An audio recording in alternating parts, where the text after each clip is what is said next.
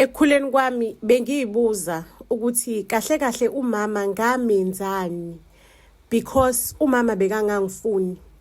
Bekana kudadewethu kuphela. Babangana abakhulu bezwana bayithupha ziya ogwayeni. Ngicela ukukutshela ukuthi uThando kade emnikeza lona udadewethu ubekamthengela impahla ezintsha the whole time. Cabanga lapho ke iwinter liyakhithika ke ngakithi. Mina anginazi impahla zewinter, ngiyagodola, kuyaqanda qa endlini. Lapho mama banosisi bajabulile. Uyababona ukuthi labantu laba bajabule kakhulu empilweni yabo. Ngize ngithatha isinqumo sokuthi into ezongisiza ukuthi ngifocus eincwadini mase ngithola umsebenzi after ukufunda ngoba kuyacaca ukuthi mina angibhilongi le ekhaya, angisiwona nje umuntu wale ekhaya. Guess what ke emva kokuqeda ukufunda ngibizwe kwenye interview bafethu. Lapho anginayo kahle impahla yokugqoka, ngiyasokola, ngiyadabukisa nje ngiyiphashele kulo interview. Hlahla loyo umsebenzi nguthole. Mangabe sengithola umsebenzi into engangijabulile because ngaze ngamove out ekhaya, ngayitholela iapartment, sengiyihlalela ngedwa nje, impilo isimnandi. Kufike usisi wami omncane intandokazi kama uGilama. Afika uGilama, afika angehle athi dadewethu usuhlala ku-apartment ehle kanjena, usunomsebenzi, ungayikhohlwa ukuthi wena ubani. Wena nje awulutho wamafinyila la kuthina ukuthi usuyasebenza kusho ukuthi mhlawumbe usungcono, usuyadlula, usungcono kunathi. Ngikujongile amehlami, ngikujongile, ngikugadile. Ungazenzi ngcono ukuthi awuseze ekhaya, usasiboni nokuthi siyini, awusasazi nje suhambela le ekudeni. Ngangiloku ngincincizile nje ukuthi udadewethu ngibashiyile ekhaya ngoba nakube ngihlukumeza. Sebefuna ukuzongihlukumeza la endaweni ekhokhelwa yimina, erentelwa yimina. Ayike kwathi mangabe eqeda ukuhamba ngiyicabange lento leyo ukuthi into engizoyithini, ngiphuma kanjani kulesi simo because ngangicabanga ukuthi ukufunda ikona kuphuma okuzongenza ukuthi ngiphume kulomndeni. Yabona ngangitshela nje ukuthi once senginayo yonke into yami ngizophuma kubona. Ngitshela ukuthi hayi shuthi kuzomela ngimtshele ukuthi angaphinde alibeke unyawo lakhe la, angaphinde anyathele ngolakhe unyawo la. Ake ngicela ukunitshela ukuthi impilo iqhubeke, ngisebenza kahle, sengiya-afforda, sengize ngathenga ngisho kwemoto impela, yabona ibharanyana elincane, sengithenga imoto ibhalanyana elincane lami. Ngize ngigcine sengisemathandweni ke, sengine-boyfriend ke manje. For the first time empilweni yami ngine-boyfriend because i-main focus wami bekade kuwukuthi ngifunde, and the time ngikhula bengiyidabukisela bakwethu, bengingaboni nokuthi abafana bayangifuna. Siyathandana lesoka, kumnandi, impilo yinhle, impilo imnandi nje, impilo yamangaza. Ngithandana lesoka leli bafethu. Ngicela ukunitshela ukuthi ngokuhamba kwesikhathi ngisasebenza, yonke into isahamba kahle emsebenzini. Ngibizwe uboss eofisini. Hawu uboss usengibize eofisini, ngithola ukuthi mina ngiyaxoshwa emsebenzini. Kuthiwa mina ngisendele ama-client wonke ama-emails. Ngawatshela ukuthi ngingawacharge mina imali encane nginale mali inkampani ebacharge wona lemsebenzini. Ngicela banginikeze ithuba mina ngingabenzela lo msebenzi nge-half price, ngibacharge u-half, ngibanikeze equality, ngoba vele kuyafana lo msebenzi la suke bewufuna kwikhampani uphinde wenziwe umina la enkampanini. Hayibo, ngathi ngithi ngiyaphika emsebenzini, ngavulelwa ama-emails, i-proof and everything ikhona nje iseyithebeni, kuthiwa lento le ngiyenzile. Ingavelane ngabona ukuthi isabotage le, sho ukuthi ukhona umuntu la emsebenzini obengisabotage. Bakwethu angisanayo ke manje imali, uboyfriend wami weloku engizama engibooster ngegrocery, but angeke angikhokhele i-installment semoto, angeke angikhokhele nerent. Ayike ngigcine sengibuyele ekhaya ke. Sengiyazama, ngivuzamela ukuthi imoto ingadliwa. Imoto ngigcine sengiyibuyisele emuva ke mina. Ngigcine sengiyibuyisele emuva, sengizosala ngikhokha manje le shortfall, yabona? Le shortfall le esele mengabe ngibuyisela imoto emuva. Ngicela ukunitshela ukuthi ngiqhubekeke nempilo, uboyfriend siyaqhubeka, siyathandana, kumnandi, kodwa angiwutholi umsebenzi. Sengihlala ekhaya, sengibuyelele kwindelelo yokudelela umndeni abadelela usisi wami banomama. Sengibuye kulondelelo and njengoba sengihlala ekhaya uboyfriend uyafika azongichecka angibone anginikeza kona uyena ongiphi ithemba kahle kahle umuntu okusawuyena umuntu ongiqinisayo ukuthi to continue to press on empilweni. Uyalazi udaba lasekhaya, uyasazi isimo sasekhaya. Ake bakwethu mengifuna imisebenzi kuvelane nje lenkampani yathatha leli record yalibeka yalithi badla lazi obala. Kuvelane kuphumele zendaba zokuthi shuthi angazi ikhampani yaxoxa noma yenza kanjani kuphuma indaba ukuthi wena hawu kade ungasebenzela inkampani ukuthi nokuthi hayi wasitshela umnikazi wakhona ukuthi wena wenza kanje kuvelane nje kuphumele zendaba zakudala because umphathi wami indlela wedinwe ngayo indaba wayisakaza wayispreada impela kuze kucace ukuthi sho ukuthi kahle kahle mina umsebenzi angenze nguthole umsebenzi kule industry. Okay, noma ngibuza ubuhlungu kodwa uboyfriend ula uyangiduduza uyapholisa ipain yami. Uboyfriend athi yazi ukuthini because uyasokola uhlala kini ngcono mina ngizokulobola because sengireduce ngikuthathe umane uzohlala nami eflatini lami usumuntu wami usuhlala ngokusemthethweni because ngeke ngikujabulele mina ukukipita nomuntu uzofuna umsebenzi uzobe suyamaketha mhlawumbe umakethe emamola semaduzane yabona umakethe eminye imisebenzi engasasiyona imisebenzi yeindustry yakho as soon as usubuyele usuhlala edrobheni eflatini la engihlala khona. Ayi ngempela ke ngibone mina kwi-idea right vele because no boyfriend siyathandana uyangithanda akeza zolobola akhokha into zasekhaya aqedele zonke izinto zasekhaya ngiyohlala naye ngokusemthethweni ukuze akwazi ukuthi angibhekise umsebenzi sengiseduzane. Lifike kilanga la ekumele azolobola ngalo uboyfriend kumele ukuthi azokhipha ngalo ilobolo ekhaya. Guess what? Uboyfriend akafikanga. Phenduka inhlekisa ke manje phenduka inhlekisa bathi ekhaya hayibo sisi nasi isikhathi siyahamba kanti amandwende aphi angakupha amandwende mengithi ngiyamfonela uboyfriend ifone isingilahle epalini sikhala sigxobeni ifoni ingenisa ku voicemail. Bakwethu umuntu avelane nje azoshayela isipikili sokugcina kwicoffin azokokotela isipikili sokugcina kwicoffin. Inhliziyo yami bebuhlungu ngithi ngiyalala kungalaleki kube ngathi ngishawe panic attack ngiphume. Ngisake ngiphume ngihambe emphakathini ukuze abantu bangibone bangihleke kungcono ngikhale inyembezi zokuthi ngiyahlekwa ngihlekwa ilento eqeda ukungenzakalela. Ngithema ngathi ngithi ngifuna ukuthatha ijubane ngikhiphe le-steam ngikhiphe lokudina okumina ngiyahamba emgaqweni.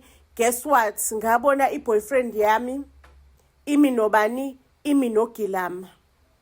nogilama bayakhuluma nogilama. Ayi ngishaye ngathi angibonanga. The following day ngivuke ngigibele ngiye ku-boyfriend ngiyobuza ukuthi kahle kahle mhlolamini lento lo ongenzayo ukuthi ungafiki ekhaya ngosuku lamalobolo buwenzani wena nogilama. Aki boyfriend ke igcina liphahlazile iqiniso ukuthi yona ifostwe abogilama ukuthi ingezi ukuzolobola futhi yafostwa abogilama by blackmail nga something bamfosta ukuthi kube uyena obuka ama-logging in details wami kuma-computer wami maseke uyaloga in asenda ama-email kuma-clients angitshele ukuthi ama-emails la wesendo yena kuma-clients wethunywe obani abogilama. Ngidinwe kule boyfriend ngithi mina mfethu ubuka sengiphelelwe isinkwa angikwazi ukuthola umsebenzi. Ithi boyfriend you can still do ama-services wakho kade wenza ungabasaba under i-company uzenzele wena ngokwakho uba-approache labantu uzenzele. Ngiyibuke le boyfriend ukuthi kahle kahle ingijoyela kabi ingafika ingilahlekelisele ngomsebenzi maseke iyasuka lapho izongitshela ukuthi kumele mina ngisebenze kanjani esimweni esikanjena lo ma client ngizo-approacha kanjani engazi ukuthi ngiyi-culprit. Ithi le boyfriend phela ungakhohlwa ukuthi abanye abantu ukuze baphumelele kuthathwa imindeni yabo ukuthi ibafakele ipressure uNkulunkulu usebenzisa imindeni yabo ukuthi ibazonde nje so that bazosebenzisa leyo nzondo ukuthi baphushe hard ukuze baphumelele empilweni.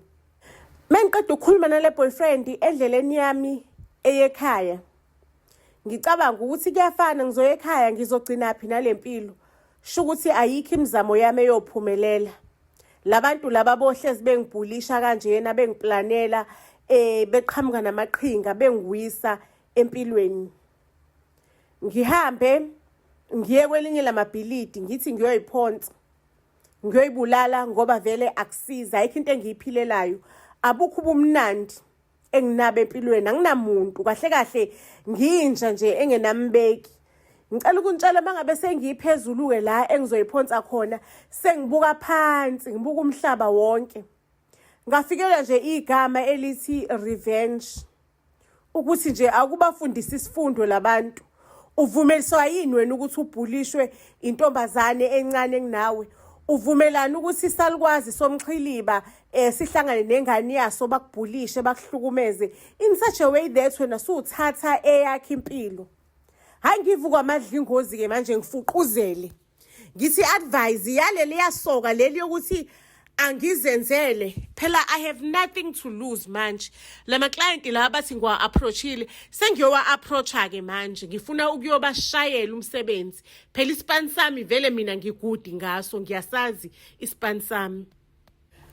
Angempela ama client ngwa approach ngisho ukuthi eqaleni kwangasimina one approach kwakuyisabotage but manje sengiyani approacha ke ngifuna ukunenzela ibhizinisi futhi okumnandi ukuthi niyangazi ukuthi ngigudi kanjani.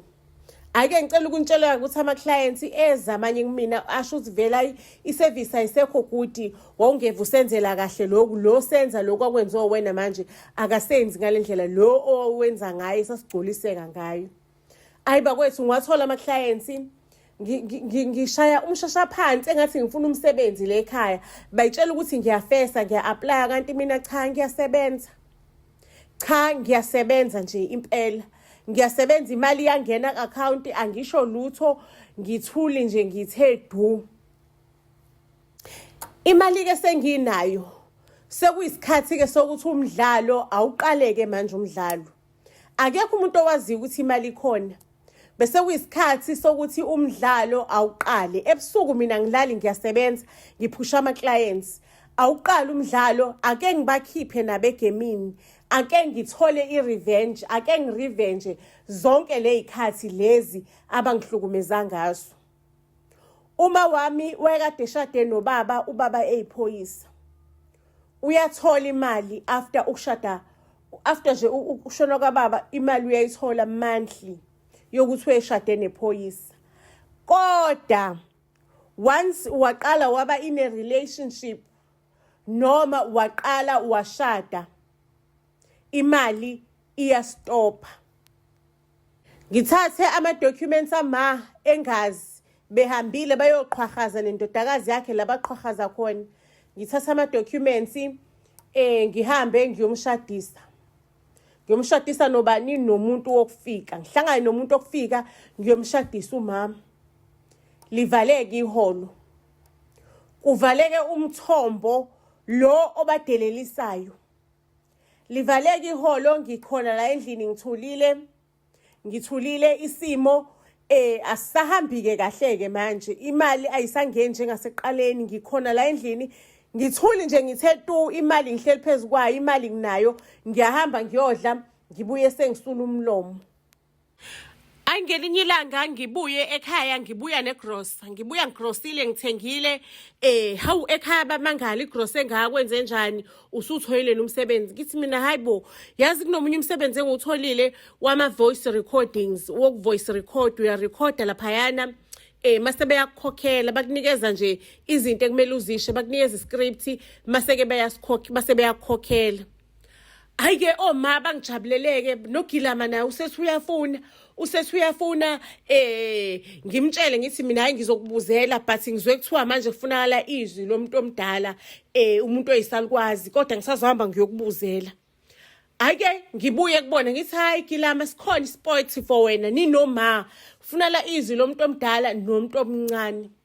Ayi ngibanikezeke iscript sikhuluma ngomakhelwane ukuthi umakhelwane uyathakatha isibongo sakho umakhelwane siqondana ncamashi nesibongo somakhelwane wethu Hawu, kuthiwa nje le ndoda yami iyashona lekhaya ukuthakatha kwamakhelwane. Hayi barekhode-ke banomaya indodakazi yakhe behleba umakhelwane. Yabona kunezinto nje amanye amabhomu abanye abawahlebayo behleba umakhelwane. Hayi ngibarekhode-ke ngigcine-ke recording ngithi mina hayi ngizonihambisela kusasa. Ngizonihambisela kusasa le recording maseke nilindi iholo ke ngithatha ama banking details abo. Hayi ngithi mina nizolinda-ke iholo. Shukuthi-ke uGilama nomakhelwane bawobhuza umfriend abakhulu bayazwana babuye bahlangane nangami. Ake mina ngithumele le voice note ngale kubhuza umfriend ngithi awulaleleke ubhuza umzi wakho ohlangana ngaye nami ukuthi uthini ngawe ukuhleba uthini. Ngicela ukukutshela ukuthi wangena ngamaphinifa ubhuzumi esezolwa noma uthi kade ngikuthembile ngakuthemba kangaka ini kanjani athi uma hayibo akusilo iqiniso ukurekhoda lelo bekuyorekhoda. Ngithi mina bebehleba la endlini behleba ngawe ngabarekhoda ngifuna ukukukhombisa abangani bakho ukuthi banjani. Ake umana akavela nangithuke banogilama bathi wena unonsense wengane kade unganalutho la sikuphiphile sikusiza izinyanga nezinyanga udla mahhala udla imali yempesheni umdala uholo uwondliwe imali yempesheni yami umdala kanjena ufundile nasemsebenzini wabhayiza waze waxoshwa silimandini azangibize ngegama leli lesF. Hawu isibefe uma wangibize ngesibefe athi ngisibefe. Ake ngicela ukunitshela ukuthi ngithi ayikhuleka mama mina ngiyasebenza umsebenzi ngutholile ngiyasebenza imali nginayo ngizophuma ngikhambe ngikushiye emzini wakho nalogilama wakho nibone ukuthi nizoba ubani ngoba ade nginizamile nginithengele igross. Ngizophuma nibone ukuthi nizoba yini. Ngicela ukukutshela ukuthi ngidelele nalomakhelwane naye ngisho ukuthi vele bakuthuke kancane wena makhelwane dala vele nawe ungizonda uhlangana naye umana nenziwa yini nini ukuthi nithathe isidumbu emakhazeni isidumbu ekudala sayishonela nisibeke embhedweni weboyfriend wami iboyfriend iphaphama ibamba ummese kunegazi mase kuba nevideo engathi boyfriend imbulalile lo muntu kanti lo muntu lokudala ayifela.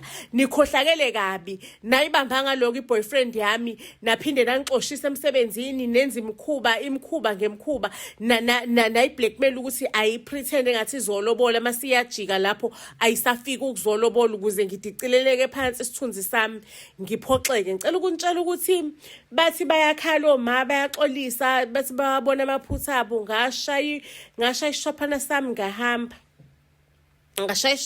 ngahamba manje vele ke sengiyirude ke umuntu angisamazi bese ngiyirude ngalendlela yokuthi umuntu angisamazi wonke umuntu ngimbona njengesitha and imali bese nginayo.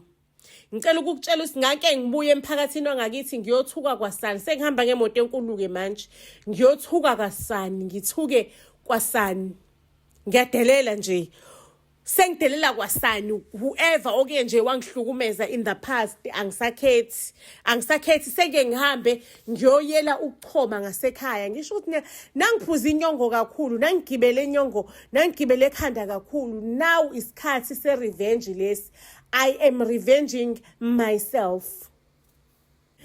Ngicela ukunitshela ukuthi ngiyaqhubeka naleli business impilo ihamba kahle. Ngelinye ilanga ke ngihamba ngasekhaya ngiyokwenza lokuddelela kwami kanti kuzoshayiseka umuntu ngephutha. Umuntu washayiseka ngephutha ngangithi nje mina imoto ngiyayisusa kahle emgaqweni ngifuna ukuyipaka kahle eceleni kanti kunengane lapho angiyibonanga. Ngicela ukunitshela ukuthi ke hayi ke umphakathi ngabizela amaphoyisa sengiyinto nje ethuka umphakathi ukuthi kumele ngiboshwe vele ingane ngiyishayise ngamasibombi because bekade ngizodelela la endaweni. Ingane yakhona ineminyaka emingaka akusiyingane encane ingane mhlawumbe nabo 17 years yako 18 we understand and ngishayise ingane vele iseceleni uyayizwisisa kahle lonto leyo. Uyayibona lento yasemakhaya yaseyindaweni nje uthola ukuthi kupakwe eceleni noma kuthiwa eceleni komgaqo noma kuthiwa iseceleni komuzi womuntu. Le ndawo ingane yimi khona kwakuyi iside laseceleni la kubo elwidini ijaridi la kubo, just that kwangabiyelwanga. Nangu mina nemoto enkulu sengizoyishayisa ingane sho ngiyishayiselela kuphi egcekeni la kubo kahle kahle ngokomthetho. Hake umphakathi ke vele sekuyilento ukuthi ngangizoqhubha ukudelela kwami. Ngicela ukunitshela ukuthi ke ukuhamba icala. Hey bakwethu, ayikho into empilweni emhlabeni ekuzokufakela istress njengokuhamba icala. Uyabona ngaqale ngathatha ngodaba lokuthi mina nginemali, nginayo yonke into, ngiyasebenza. I will make this lecala leli to go away. I will make lecala leli to go away. Guess what? Abantu bahamba baye ema-clientini wami, abantu bomphakathi bayongiboycotha kuma-client ukuthi mina they are giving me imali so that mina ngizohamba ngiyothenga amacala. Basebenza kanjani nomuntu okwazi ukuthi ashayise umuntu nje emini kabha, aqhufuza ingane ayibulale emini kabha, abantu bebhekile just because ngiyadelela. Uyazi ukuthi sometimes uzothola ukuthi wena uyaphila uyadelela emphakathini ongakini, sekuvumbuka ama-recordings ke manje lengangidelela khona umphakathi ngithuka abantu. Sekuvumbuka lo ma-recordings ngingahloniphiki, ngithuka umphakathi, ngithuka abantu sekuvumbuka lo ma-recordings.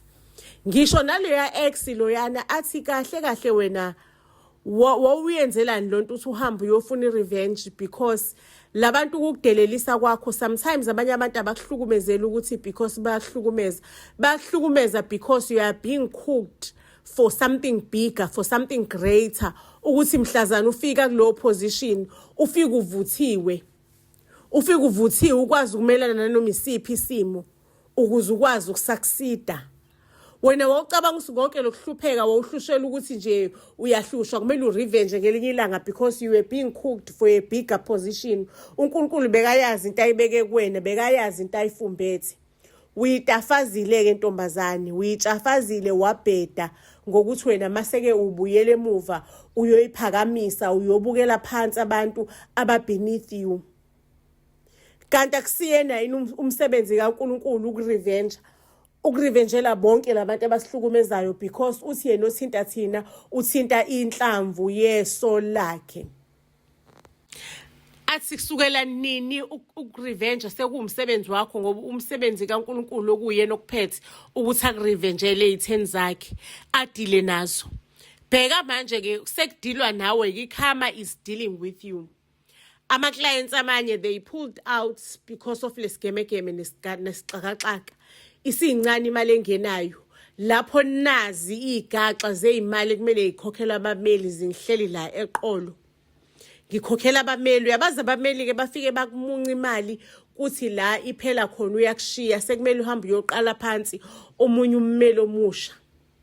Usazomqala ke ngama baby steps uthi understand lecala naye akumunce imali. Guess what ke manje ngikwi stage la engidla khona iashwagandha.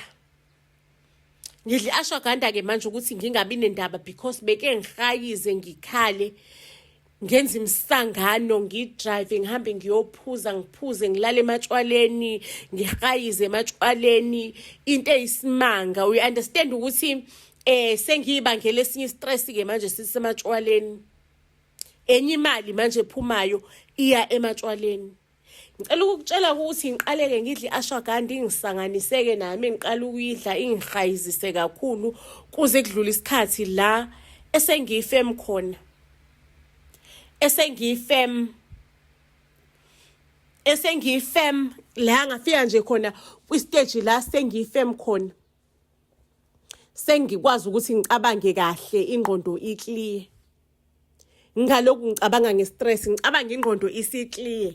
Angishi ashwagandha yafika emntwini ithatha istress sibeke eceleni umuntu angamnendaba abe kuma sober senses wakhe. Sengiqala ngiba nemibuzo ukuthi because imoto yayingagijimi. Because imoto yayingagijimi, umntwana waqhufuzeka kanjani washona ngalendlela la ashone ngayo imoto mina ngiyibekile eceleni sengihamba ngespeed esingaphansi ngisho naka 20 sengiyipaka imoto. Ushona kanjani umntwana ashawe imoto maseke nje uyathula athule athi du. Ngiqale manje ngiyenkantolo ngihambe ngithi ngiyofuna i-post-mortem yalomntwana lo oshonile. Ngifuna ahlolwe kabusha ukuthi athina ama-results okuhlolwa kwakhe. Ngifuna uku-understand ukuthi athini ama-results okuhlolwa kwakhe. Ngifuna ukuthi I want ukuthi isidumbu sirizunywe ngithole a proper like information ukuthi wabulawa yini lo mntwana. Inkantolo ithi ngoba ikhona information yokuthi umntwana wabulawa yini, so like we don't understand. So are you trying to say ukuthi you don't trust that information? Ngithi mina yes, I don't trust that information. Ikhothi i-order lendawo lena eyenza i-postmortem, i-order a video recording. Whenever the postmortem is being done, there is a video ethathiwe kuleya ndawo eBlue Bay. Whenever a postmortem is being like done, kuba khona i-video, but lo video akekho umuntu onemvumo ukuthi ayibukele, nor unless it's ordered by the court. Nganganayo information enjengaleyo.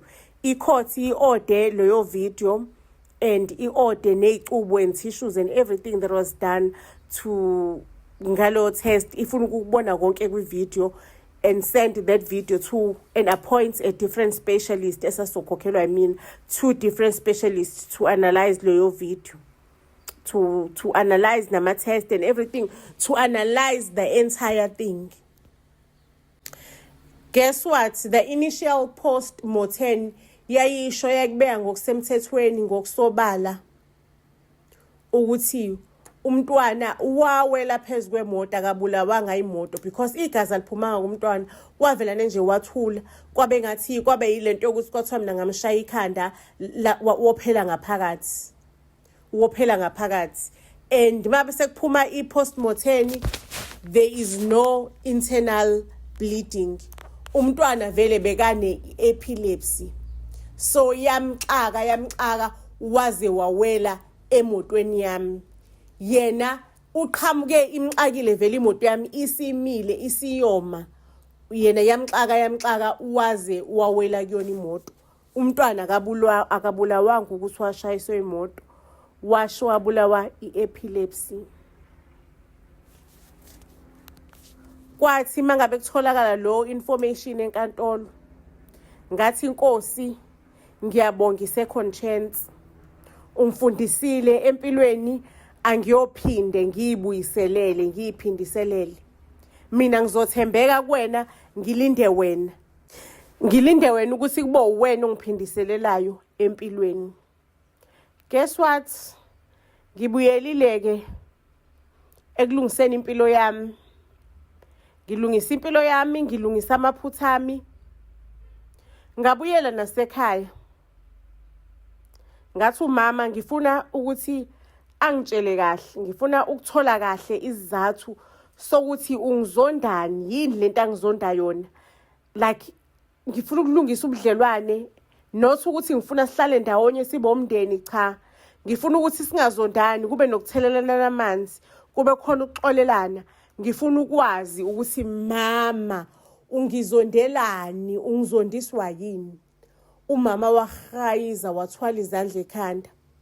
Wahayiza umama wathwala izandla ekhanda. Alibeke kumama udaba lakhe ukuthi yena wafike washelwa ubhuti omdala wababa wekhaya. Washela ubhuti omdala wangamqoma. Waseshelwa ubhuti omncane, wamqoma ubhuti omncane. Ubhuti omncane ngempela wamzeka. wathi mangabe fika nje emagcekeni ubhuti omncane bekasebenza ekudeni ehamba ayo emsebenzini, ubhuti omdala kodwa esebenza eduzane lale ekhaya. Wafike wathi usula emagcekeni ale ekhaya, mhlawumbe buyibone ngathi ungcono umfowethu omncane kunami. Waseke wamnyukubeza ubaba omdala enyukumeza umama. Kwatholakala mina kanjalo, okusho ukuthi mina ngiyi-product yokunyukubezwa. So umama uthi njalo mekangibona bekavela nanyanye akhumbule lezi ayikhathi ubaba wami embamba ngenkani. So uthi umama mangabe ebona mina bekanyanya bekuthi akaphalazi, lapho ke ayikho into azoyenza ngoba bekangibona every day. Uthi nje noma sengikhuliswe egcekeni ngisanabukeliswa kwaze kwabamba osisi basemzini, ngoba vele kwakunale tendency ukuthi bathi hayi vele umuntu uba njalo ingane yakhe yokuqala uba de-attached kuyona mangabe isanda kuzalwa. Kanti cha, mina ngangade-attachiswa yilokho, ngangide-attachiswa udaba lokuthi nganyukubezwa, kusho umama. Ake umndeni ukhale uxolelwane kanjalo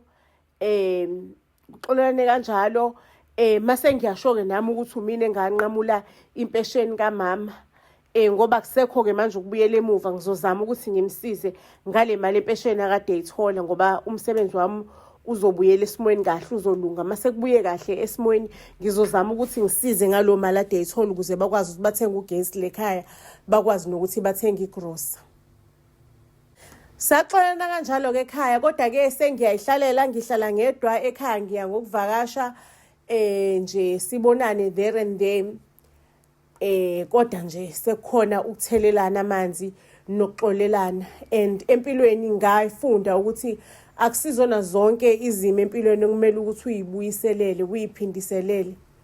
Ezinye izimo kumele udedele umdala wey'nsuku adlale indima yakhe njengomnikazi wakho, adlale ingxenye yakhe ekuphindiseleleni. Ngizosibeka lapho-ke isitori sethu sanamhlanje. Ayilali ibonene ey'torini ey'landelayo. Buzz SA to all social media platforms. Siyanithanda kakhulu.